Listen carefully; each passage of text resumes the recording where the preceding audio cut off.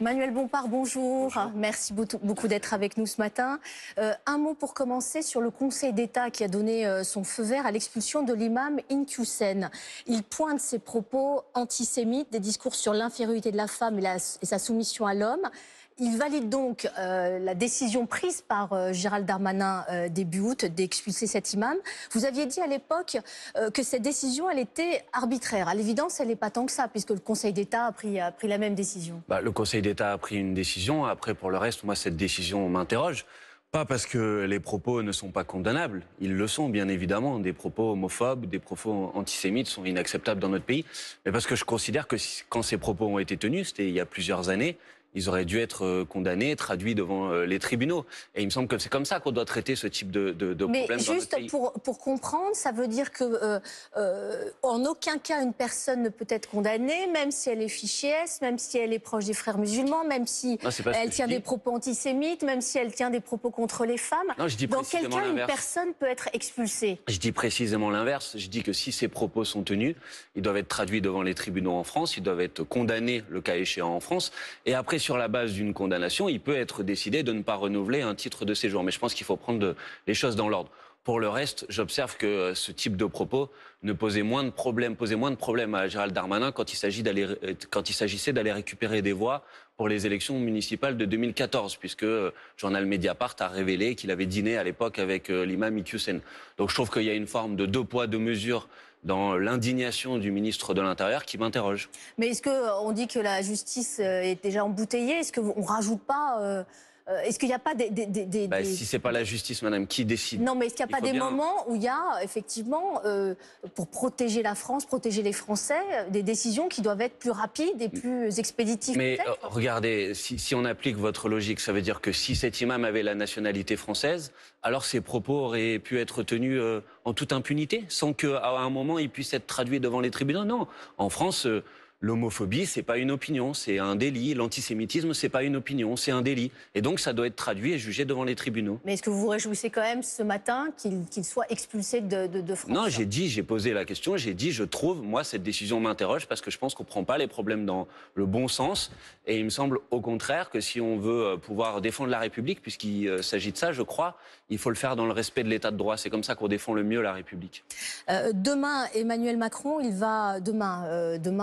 vendredi, il va présenter un conseil de défense énergétique face à l'urgence. Est-ce qu'il doit prendre des mesures incitatives ou coercitives? Et notamment, je pense notamment vis-à-vis des Français. D'abord, il y a quelque chose qui me pose question. C'est pourquoi, dorénavant, la politique dans notre pays, elle doit être organisée autour de conseils de défense permanents, comme si l'Assemblée nationale, ça n'existait plus, comme si le Conseil des ministres, ça n'avait plus d'importance. Et c'est Emmanuel Macron qui convoque quelques ministres, quelques personnalités, comme ça, au gré des sujets, pour prendre des décisions.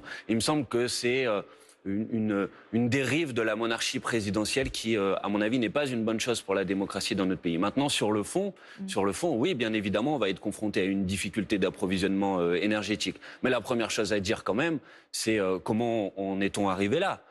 Ça fait depuis maintenant 5 ans qu'Emmanuel Macron est au pouvoir. C'est pas Emmanuel Macron qui est responsable du dérèglement climatique, de la hausse du prix des énergies, de la guerre en Ukraine? Alors qu'il ne soit pas responsable du réchauffement climatique, ça me paraît être une évidence. Par contre, le fait qu'il n'ait pas pris un certain nombre de mesures qu'il aurait pu prendre déjà il y a 5 ans, pour faire en sorte qu'on soit moins dépendant aux énergies carbonées. Je rappelle que la France est le seul pays, pas le seul pays en Europe, qui est à la traîne du point de vue de ses objectifs de développement des énergies renouvelables. Vous voulez sortir du nucléaire, c'est pourtant l'énergie la plus décarbonée. Je ne sais pas si vous avez observé qu'en ce moment, nous avons à peu près la moitié des centrales nucléaires qui sont à l'arrêt. On nous avait dit, vous le regrettez, du coup. On nous avait dit, le nucléaire, c'est la solution pour éviter le blackout. Et il y a un problème avec les énergies renouvelables, elles sont intermittentes. Vous avez aujourd'hui la moitié des centrales nucléaires qui sont à l'arrêt, ça semble poser problème à personne. Je reprends mon propos. Bien sûr, on est dans une situation difficile. Si on est dans une situation difficile, c'est parce que les décisions qui auraient pu permettre de l'anticiper n'ont pas été prises. Le développement des énergies renouvelables, les politiques d'efficacité énergétique, rénovation thermique des logements.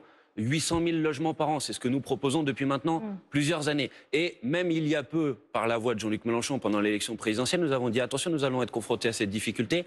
Allons voir par exemple l'Algérie et proposons d'échanger du gaz à des prix qui sont hors spéculation contre des céréales. Ça n'a pas été fait. Emmanuel Macron est allé la semaine dernière en Algérie et on apprend que les Italiens sont passés avant nous. Donc rien n'a été fait de manière sérieuse pour anticiper cette difficulté. On est confronté maintenant à ce problème, on est au pied du mur. Vous êtes co-rapporteur de la mission Flash sur la taxation des super profits. Vous allez rendre votre rapport début octobre, c'est ça? Ça a commencé les auditions? Ça commence mardi prochain. Ça commence mardi prochain. Est-ce que taxer les super profits des grandes entreprises, c'est pas un peu démagogique? Est-ce que c'est pas facile aujourd'hui de taper sur ces grandes entreprises mondialisées? Attendez, écoutez, c'est extraordinaire. On est dans une situation difficile, les prix s'envolent. On va demander aux Françaises et aux Français de faire des efforts, en leur disant il va falloir serrer la ceinture. Et puis de l'autre côté, vous avez des grands groupes qui engrangent des profits qui sont des profits records. On a eu un record en France du montant des dividendes qui ont été versés, oui, 33% de plus. Plus de 32%, vous avez raison. C'est vrai que sur le papier, ça peut sembler logique de demander des efforts supplémentaires.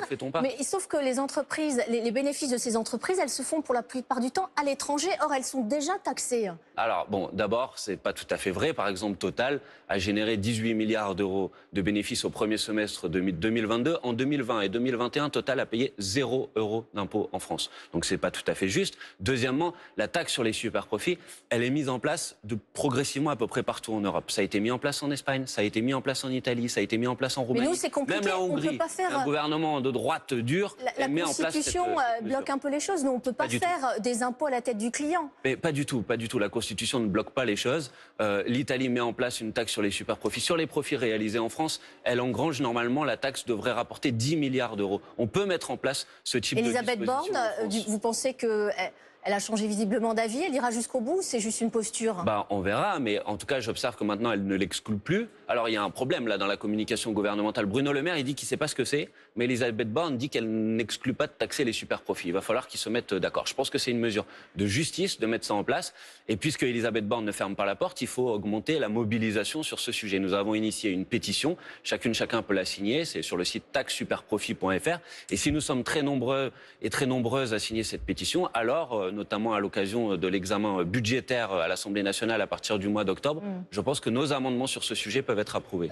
30 secondes, le 8 septembre, il y a le Conseil national de la refondation, cette instance de discussion, de dialogue souhaitée par Emmanuel Macron.